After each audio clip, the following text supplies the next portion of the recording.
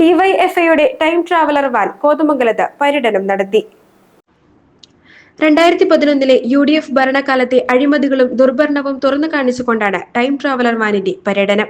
മറവിക്കെതിരെ ഓർമ്മകൾ കൊണ്ട് നടത്തുന്ന സമരം എന്നതാണ് മുദ്രാവാക്യം. കോതമംഗലത്ത് ഡിവൈഎഫ്ഐ ബ്ലോക്ക് കമ്മിറ്റിയുടെ ആഭിമുഖ്യത്തിൽ വിവിധ കേന്ദ്രങ്ങളിൽ പരിപാടി സംഘടിപ്പിച്ചു. സംസ്ഥാന കമ്മിറ്റി അംഗം KP ജയകുമാർ ഉദ്ഘാടനം നിർവഹിച്ചു.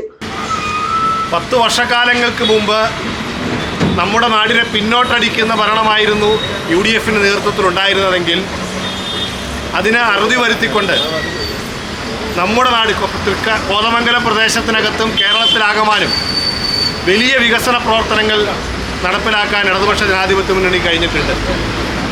ആ ഗവൺമെൻറ്റിന് തുടർച്ച ഉണ്ടാവുക എന്നുള്ളത് ഈ നാടിനെ സ്നേഹിക്കുന്ന ജനങ്ങളുടെ ഉത്തരവാദിത്തമാണ് എന്ന് നാം തിരിച്ചറിയണം.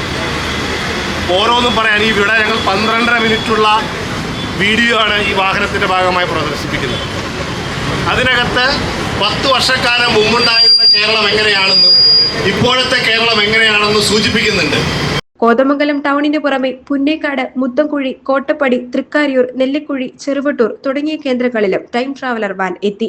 Block secretary Jio Pius, Arun Boban, Kane Sreejith, Aparna Gopi, Dhanesh K Sreedhar തുടങ്ങിയവർ നേതൃത്വം നൽകി.